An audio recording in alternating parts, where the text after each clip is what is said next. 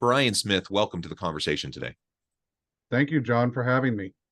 It is a pleasure to be with you. You're joining us from Illinois. I'm south of Salt Lake City in Utah. And today we're going to be talking about the art of self-awareness and maximizing one's impact on those they lead. I am a big believer in self-awareness as a leadership superpower. It's a really important tool. It's one that honestly a lot don't fully utilize.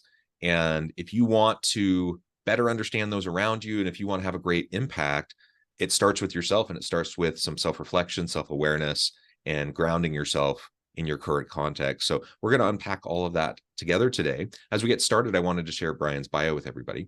Brian Smith, PhD, stands at the helm of IA Business Advisors as its founder and senior managing partner. Having counseled over 20,000 global leaders ranging from entrepreneurial visionaries to seasoned CEOs, he is a sought-after thought leader in the area of management consulting, culture development, and influence management. Alongside his daughter, Brian has co-penned 2 groundbreaking bestsellers, Individual Influence, Find the I in Team, and Positive Influence, Be the I in Team.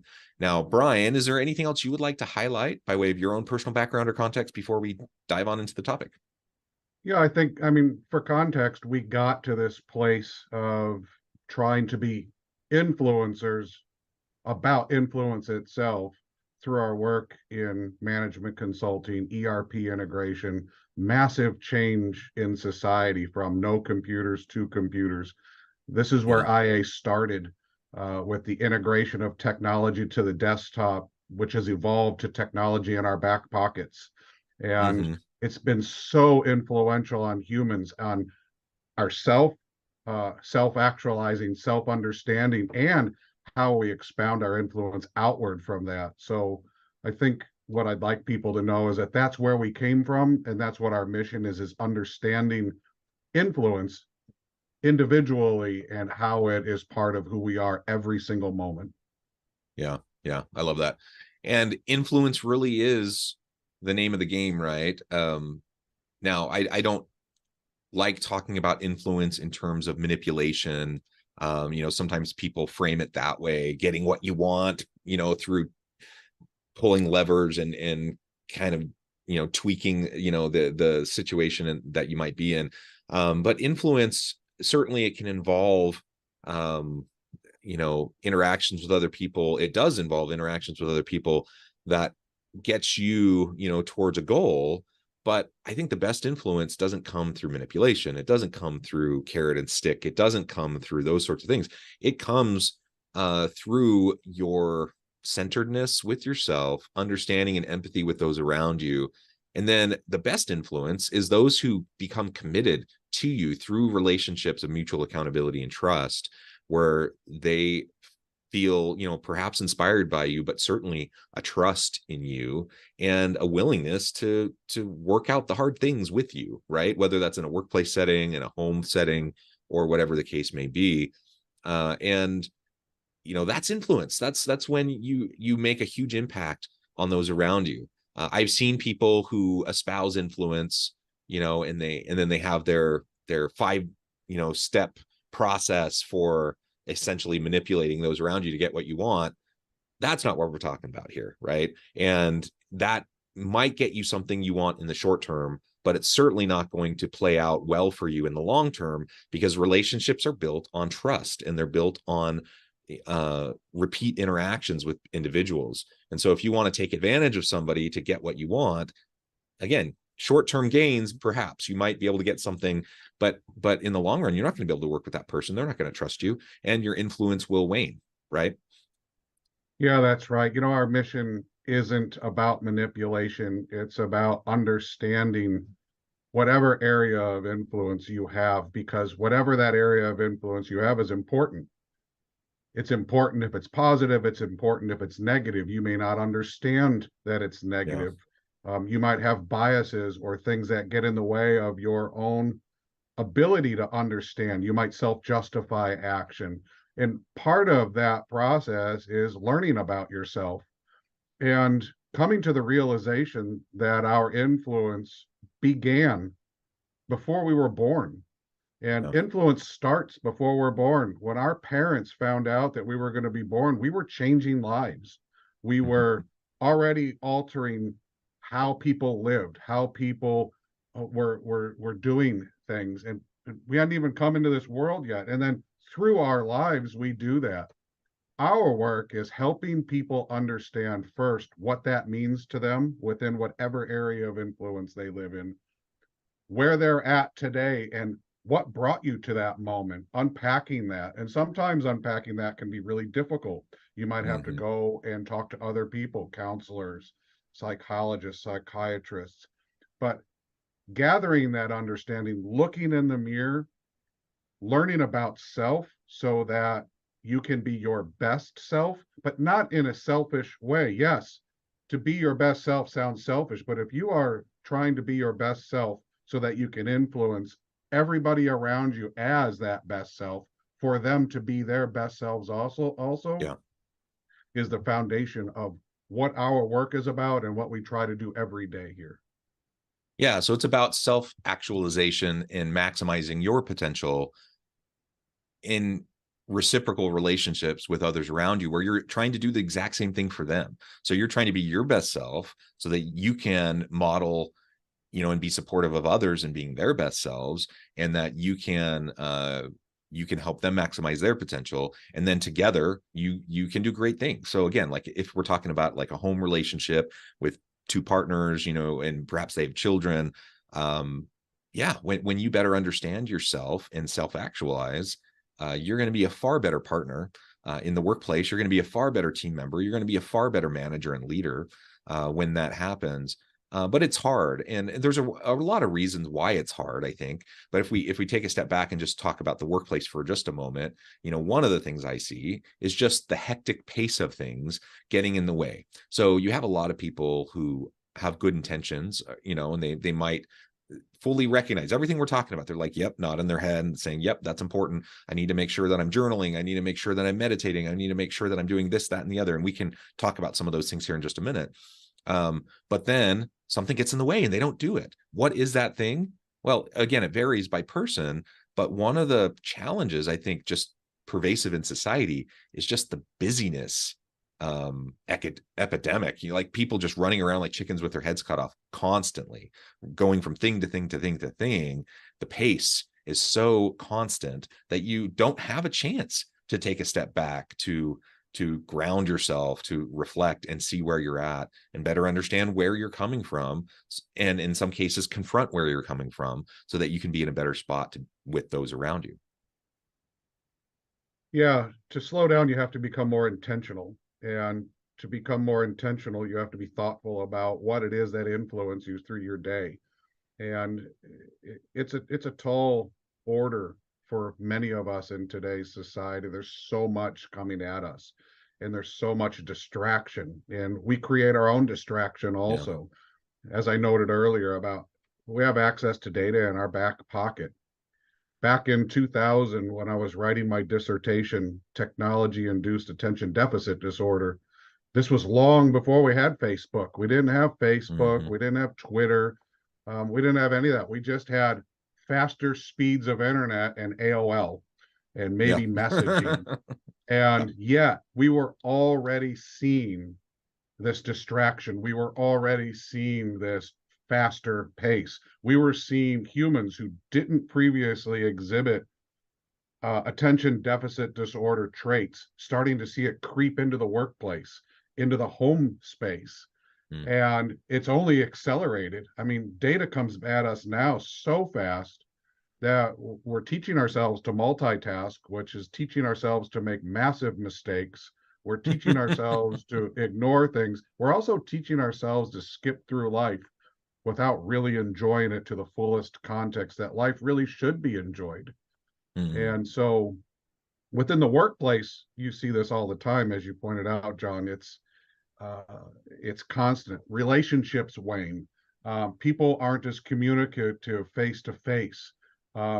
Culture is damaged by it. And the one thing we can do is slow down and become a little bit more intentional. And look, each of us has a way. You mentioned journaling or meditating or taking a walk.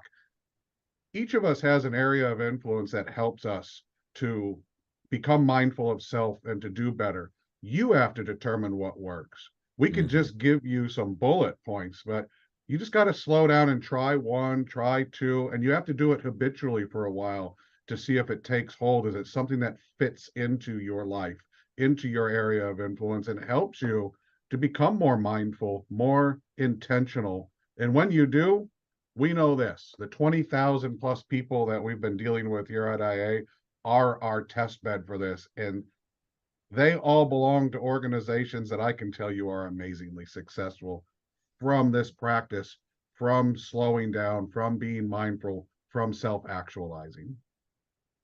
Yeah.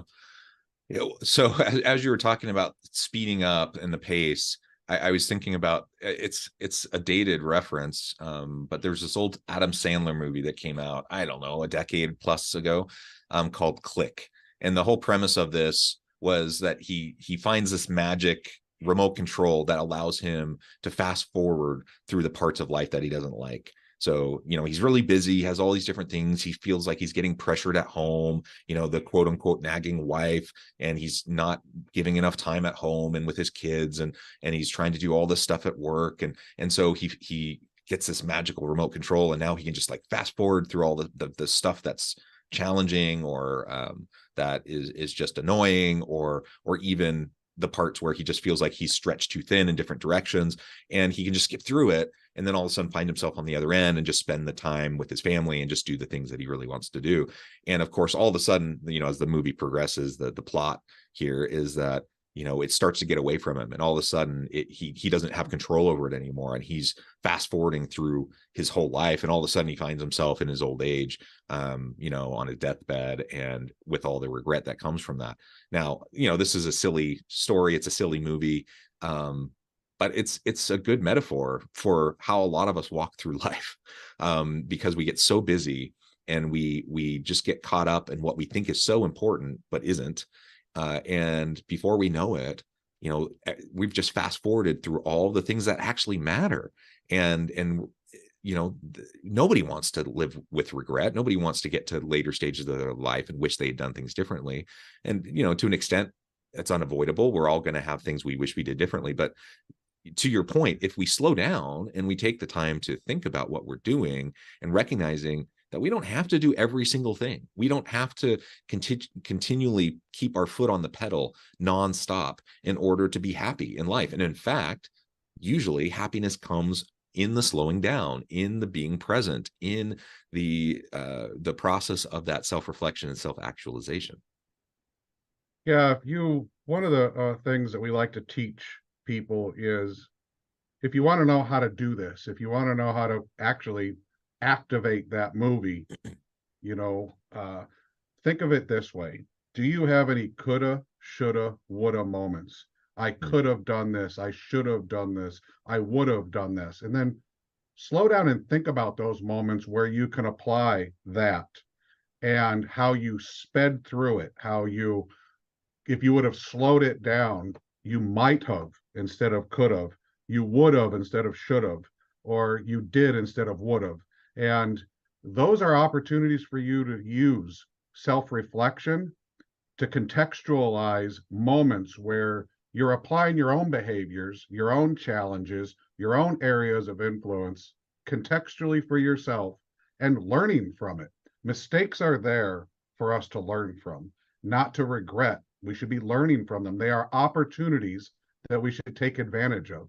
And if we approach these moments, if we approach these self-reflective times and what we get out of them in a positive, influential way for ourselves, how can I learn from this? How can I make it better? How can I slow down, become more mindful about it, and become more intentional the next time that this is posed with me? Then in the present moment, the next time, you'll likely slow down, and you'll likely make a decision that you'll be more positive about. Yeah, and we've already referred to some of the common approaches, right, towards reflection and slowing down. And you also aptly mentioned, how it really does need to be something you figure out for yourself. Everyone's different. Everyone's things are going to resonate with you differently. One of the ways that I center myself, I've always sung. So I sing in a community choir. I love singing. I love music. For 2 hours a week, on a Wednesday night, I go and I sing music. And that may sound odd, and people are like, well, why singing, but you're not like journaling and stuff. I'm like, but it helps. It's a way for me to tap in to my inner self and to what I'm feeling, and to slow down and quiet my mind, and to do something totally different than what I normally do, for pretty much every part of the rest of my week. And it's become a very rich part of my life. Now, for other people, that may not resonate with you at all. In fact, maybe you may be tone deaf, and the thought of like singing, just sounds painful to you. Well, that's fine, right? Some people, it's walking their dogs at the park, going up the canyon, going, up into the mountains, going down by the lake. Maybe it is journaling, maybe it's yoga, some form of meditation, whatever. Like, there's so many different things that you can do. And one of the things I get a little nervous about is when people get too prescriptive. So you have lots of kind of gurus out there that say, follow my path, follow my prescription, and this will solve your problems. That's nonsense. I mean, that's not going to help you, but you have to figure it out for yourself and know that there are a lot of different tools. There are a lot of different arrows in that quiver that you can pull out. And some are going to work better for you than others. And a lot of that just has to do with your own background and experience and upbringing, and your own socialization, and all of those things that have made you who you are.